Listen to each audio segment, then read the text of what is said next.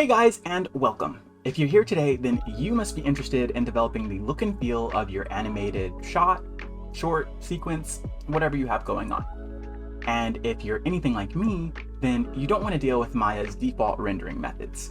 You want something a little bit more stylized, a little bit more 2D, more anime inspired perhaps. So that's what we'll talk about today.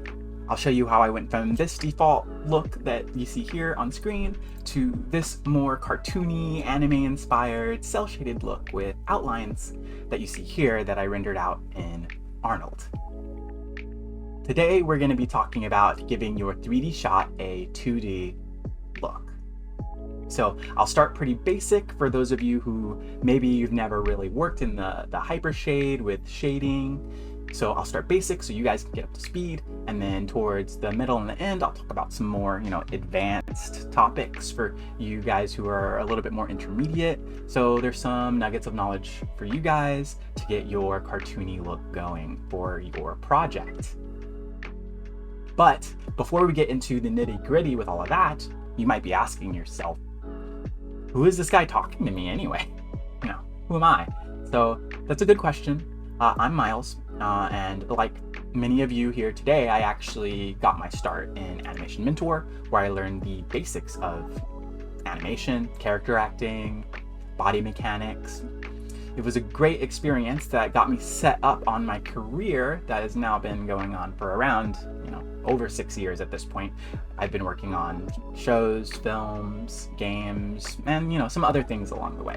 And I'm super excited to share with you guys my knowledge and my experience getting this shader going for my own short film called Ghost.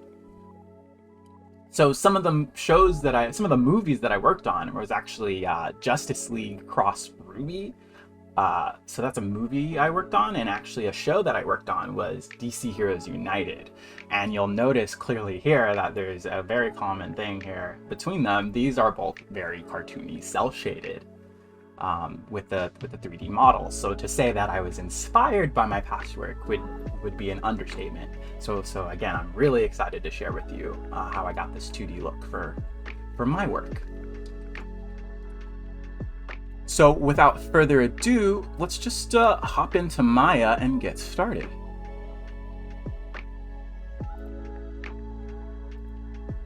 Oh, and actually there's one more thing I wanted to talk about, because this rig that I'm using here today is called Kayla Unlimited.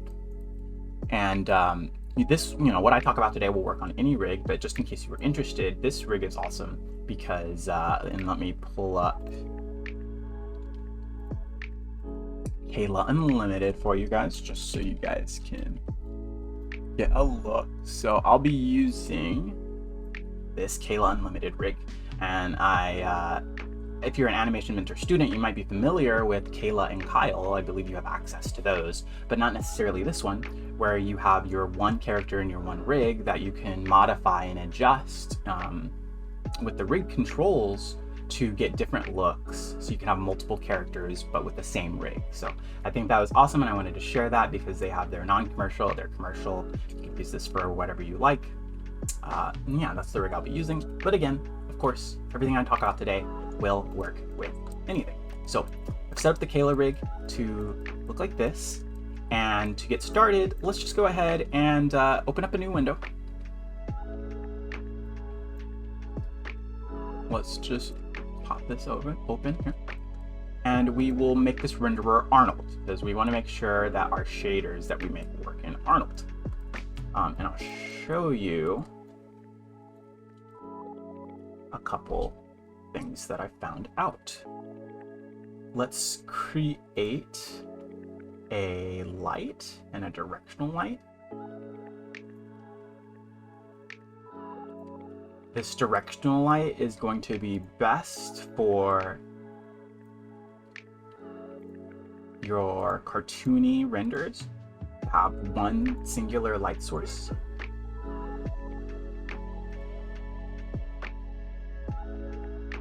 There you go. So now you can see that when I render out with Arnold,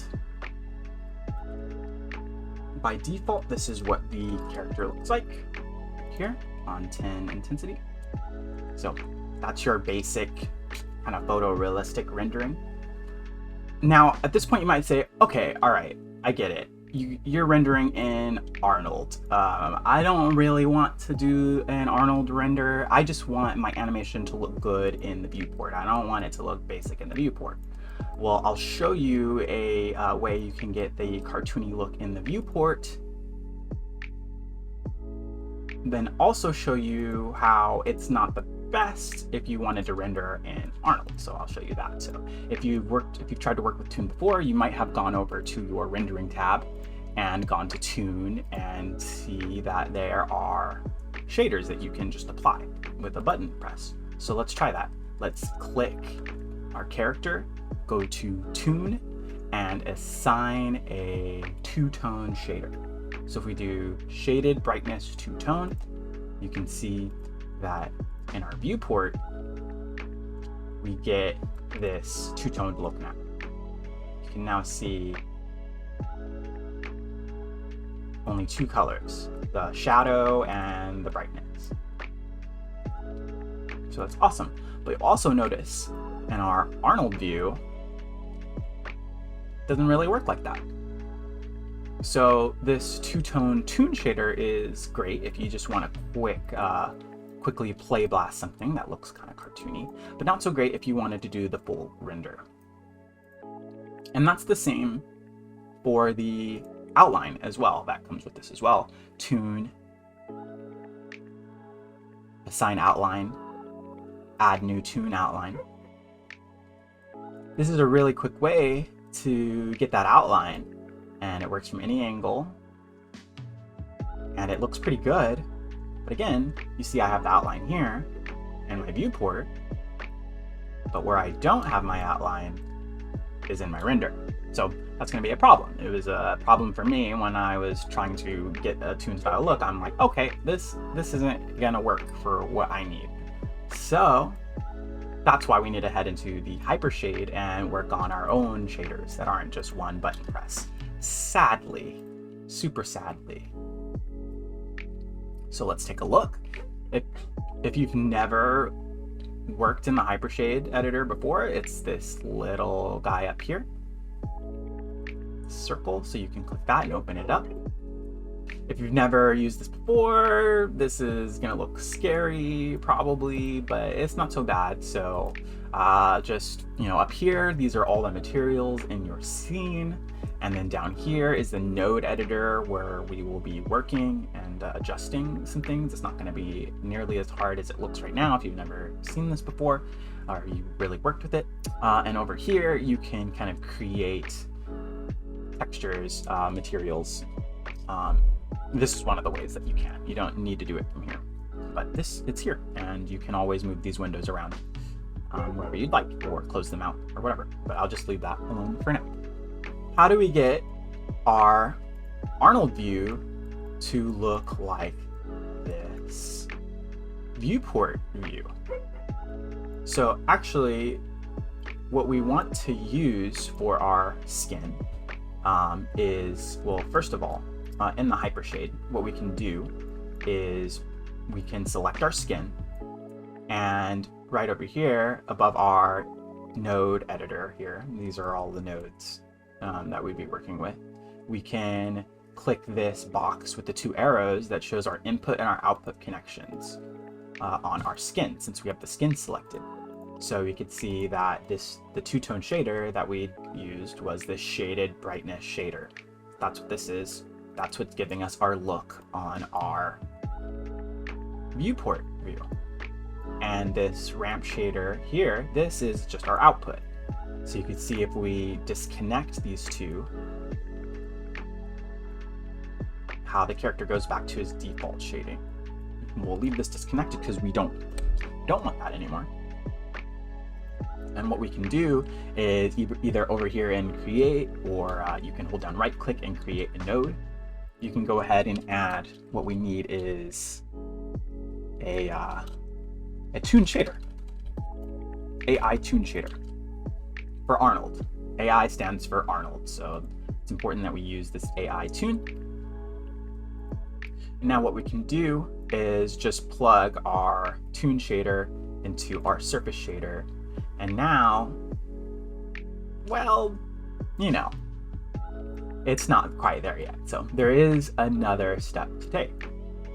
So actually, what's next on our agenda is to create another node, and we want to create a ramp, AI ramp, Arnold ramp, RGB.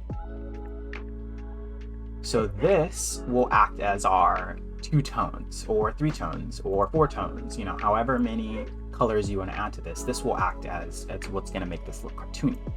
And what you're going to do is this AI ramp RGB, you'll plug into the output, our ramp shader. You'll plug that into our base color tone map. So you don't see that over here in our node editor, but you see it in our attribute editor. So you can actually middle mouse drag, like click and drag this out color. And you can see the little plus marker on your cursor when you do that. So you know that you've grabbed that property, the out color. And you can actually drag this over to your base tone map. And when you plug that in, to our AI tune, my apologies, not to the output, but to our AI tune, we apply our ramp RGB to the base tone map. You can start to see, not in our viewport, but specifically only in Arnold, we should start to see, if I can get in to this, that it has changed it completely. Doesn't look how we'd expect it, so we can continue to adjust this ramp. So I'll make this a little bit bigger on our screen. I will click our ramp RGB. I'll make sure our attribute editor, I can actually, make the attribute editor show up here. I'm gonna close this window because I don't need it. I just want a bigger view. Okay, so here we can adjust this ramp RGB. We don't want it to be linear. You can see that we have this linear gradient when linear is on. So that's not what we want. We want some hard edges. So we'll go none. So you can see that instantly changes the look here, though it's not as noticeable. Let's get rid of this gray color that we added. We don't want 3 tones. You can add more tones here. You can make this however you like, but I'm going for a 2-toned look. So we'll get rid of that gray, and you can see now we have this nice hard black edge here, and you can start to adjust this. And what it does is as you increase the light color on this ramp, it basically just increases the effects of the light. Or you might think of it as decreasing the amount of shadow. So what you can do now is, so this looks like what we had kind of before. It's not quite there, but it works in the render, so that's what's important here, right? So what you can do now is you could plug in a texture into your base color if you'd like on your AI tune, or you can, in your base color, choose the color that you'd like.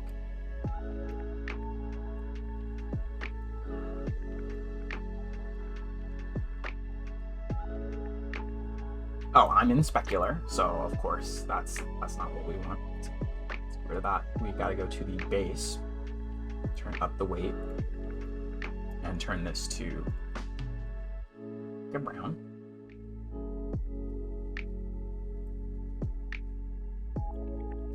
Great. So you can continue to adjust the color of this if you want.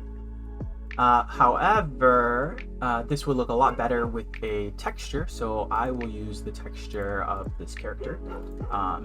You don't really want to skip texturing, though you could attempt to with this kind of style.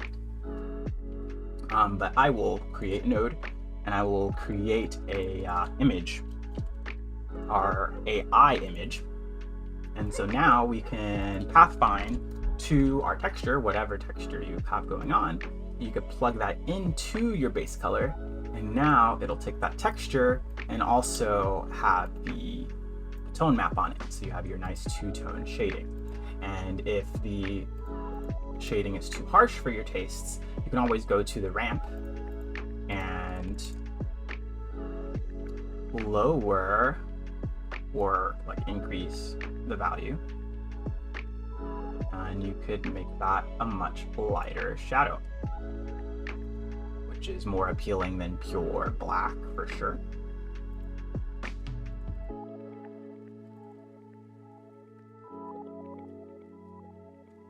Got to make sure to press done. So here we go. So now that's actually looking good with our two-tone shader and our texture applied.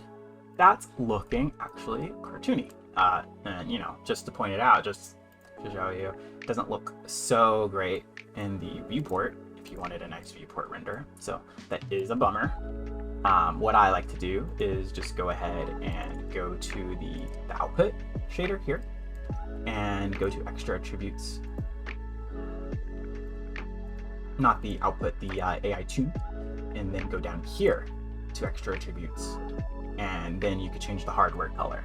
And so that will affect how that looks over here. So you can change this to brown if you wanted, for example. And it still wouldn't look very toony or anything like that, of course. But it is something. So great. So now we know that to get a toon look, we can just click the object we want, go over to this box with the double arrows, click it open. Sometimes you don't get the input and the output, so I can click the output, click it again, and it'll show me my input and my output. And I know that I can, delete this, or disconnect this rather, and add again a AI tune,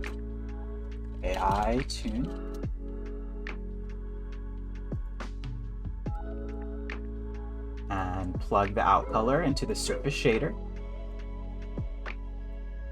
and then add in AI ramp,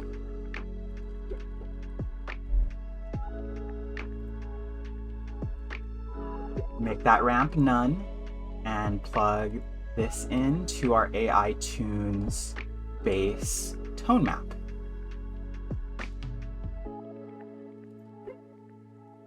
So I'll middle mouse click the out color and drag it to the base tone map once again. And now over here, you can look at our render, adjust the shading of this. And again, we should start to see a hard edge. Yep. We can lower how dark our hard edge is by increasing the value of it. There we go. So now that's looking a lot better when it's not plain black. And then of course we can go ahead and go to our AI tune and change the base color to whatever color we want. And then we'll still have, or you can add your texture here on your base color, and it will have that two-tone shader look on top of whatever color or texture that you want. So you would go through and do that for each and every part of your model. And then you might notice that, okay, cool, we've done all that, but there's not really, how do we get the line work on our character, right? That's an important part. Let's get rid of this crop editor. Taking up space. There we go. So how do we get that line work on our character? And what you can do is you can go to your render settings here, and you can head on down to the Arnold renderer, head on over, hit the Arnold renderer tab, that is, and then you can go ahead and click the filter, and under filter you can add a contour filter. So this contour filter, you could see, boom, it immediately adds the lines. It doesn't show the lines in the viewport, but it will show it in the render. So you can see there is line work, but it's totally dependent on your camera in this case.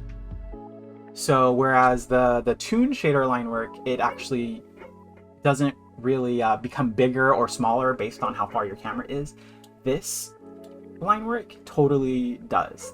Basically the lines stay the same size as you zoom away is really what it is. So the further away you are, the bigger the lines look, and the closer you are, the smaller the lines look. But you can also adjust the width of the lines here. So for me and my short, the line work is really on a shot by shot basis. You know, each shot the line work has to be just a little bit different to make this work. It's the price to pay.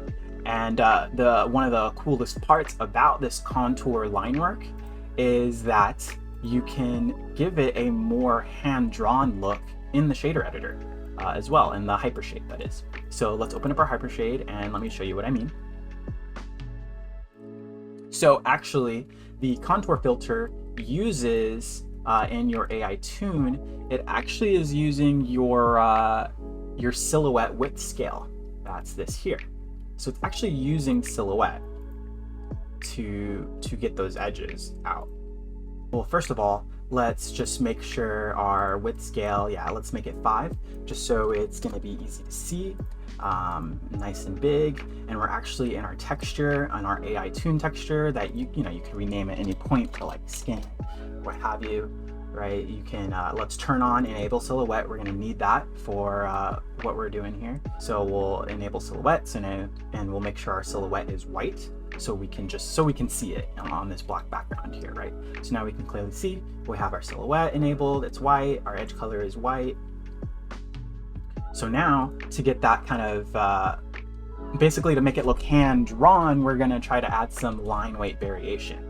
So we can use our silhouette width scale. So you can see as I turn this down, it goes away, and as I turn this up, it gets more thick, right? So if we go ahead and create some noise, and we'll use AI noise, the Arnold noise. If we just type in noise and we do AI cell noise, this is just a tad more complex than what we've been doing, but barely, right? It's just not intuitive if you've never really worked in here before, right? So we can plug this out color into our silhouette width scale. So we'll middle mouse click that and drag to our silhouette width scale. And you'll see that we have to very specifically choose the connections that we want, and this could get scary, but it's not so bad. What we need for this is we want out color, specifically our out color R, and you can see you get different options to even connect this to. You couldn't even connect the out color to our silhouette width scale like this. It has to be out color R, and then you could do out color R to silhouette width scale, and then it will connect. And you could see, boom, out color, silhouette width scale, and then you could see in our render, boom, we're starting to get some variation on that line weight. And you can play around with what that variation looks like. You can change the octaves, you can change the linearity, you can change the amplitude, you can change the pattern of the noise to get different looks, whatever kind of look you're trying to go for. And just so you can see the difference, if we unplug it, you can see, well, I mean, it's a clear difference here. This is a really big difference from what it used to look like. It looks like this now, and it used to look like, unplug that, please. Unplug, there you go. And it just takes out our silhouette. That's funny. So let's turn up our width scale. There. We went from this thick line to, let's just undo to get it back, to this variation of the line weight here. And then I just applied that into every single material on our character. And that's how I added the line work that works in Arnold. So once you go ahead and you apply these principles to every bit of the model, you'll start to get something that looks pretty cartoony. You could see here with this one, I have the toon look, I have the line weight all on the shirt, on the face, down to the pants even, though you can't really see it in this view. And I've done it to every part of the model so that it looks very cartoony. And in the scene that you saw in my slideshow, you could see that I've also went ahead and did it to the background as well. You can see that all the background elements, they have their outlines in the same way. I did it in the same method. The two-tone shaded, everything has the same things going on with it. So you can apply these principles to every part of your model. So there's just one caveat to the contour filter that I noticed when I went ahead and started to render out and composite everything. It's the fact that you can't actually render out opacity with the contour filter. So if you wanted to just have your characters on a blank background, or just have your, it's mostly like if you wanted your characters and you wanted to be able to composite them and edit to anywhere else with this contour filter, it wouldn't really work. So actually what you have to do is render these out on different passes. You have to render out your character in one pass with alpha, and you have to render out your outlines with alpha. And I'm going to show you how I set it up real quick. I won't get too far into this rendering process, but I will show you what I did. Okay, so to get around the little technical limitation, because I wanted to be able to have my characters and my background, like my character on one layer and my background on another layer, and I wish I could have the contour on top of all that and not need to have two more layers, but I did need to have two more layers. So what I did is I went ahead and under Windows, what I did is, I'll just show you quickly what I did. So I set up my render.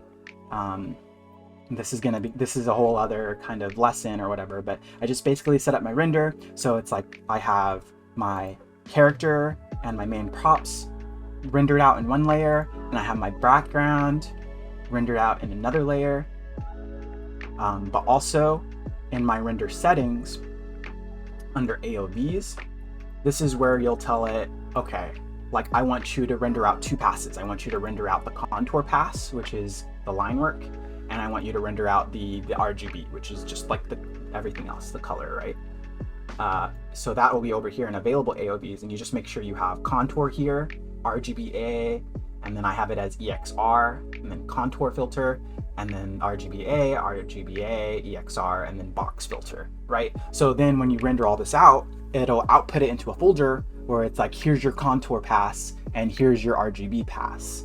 And then what I did with that at that point is I'm able to go ahead and go into my editing software of choice, and then I'll have 4 different layers. I'll have the character and the character line work. I'll have the background, and I'll have the background line art. So then you can see I can, if I hide the character, I still have those character contour lines here. I can hide that. If I hide the contour for the background, I could hide those line works, and then hide the BG. So you can see I have 4 different layers. I had to render these out on 4 different layers.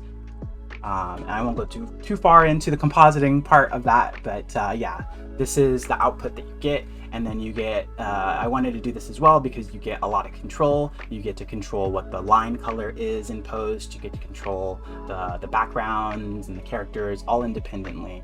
So that's the awesome part about this. And I also wanted to show you that also in my short, there is some pixelated portions of the film where my character is in a game.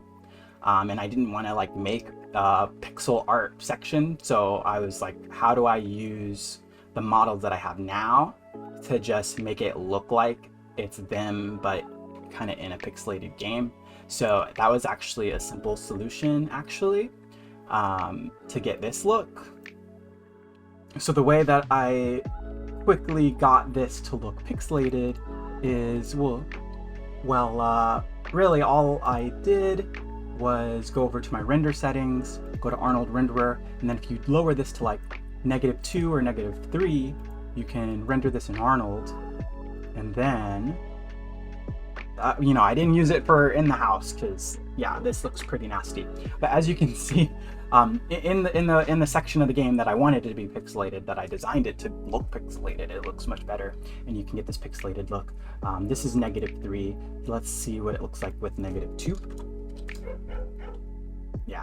So that's not so great. It's you know, it doesn't really work when you have like complex shadows and all of that. So that's why it looks much better on Ty here, who's much more toon shaded than the background. So that's a really important part, that you clamp your colors, and then if you lower your samples, you can start to get this pixelated look for your renders. And I think that would be pretty cool. I think that's pretty cool, especially for character animation. Like if you were thinking, oh man, I want to make like a sprite sheet or something, and I have this character in Maya and I want to animate him there, but I want to use it for a sprite sheet. Well, you could make sure he's toon shaded, lower his camera samples, and then you can make a sprite sheet with 3D animation. So I think that was pretty cool. And I wanted to share that with you as well, because it's just another kind of 2D stylized kind of look that you can try to go for. So this is the method I use for that. But with all that said, I hope you learned something, you got some knowledge, and you know how you can take one of your shots from this to this. Give your 3D shot a 2D look. And if you like what I've been spitting, you learned something from this, make sure, of course, like sign up for Animation Mentor, get your knowledge on. You need it. I needed it. But then after that, you can feel free to follow me on my socials. I'm Myles Animate pretty much everywhere. You can check out my website, mylesanimate.com, my Instagram @MylesAnimate, TikTok MylesAnimate, you know. So all that said, thanks for watching, and I will see you guys in the next one.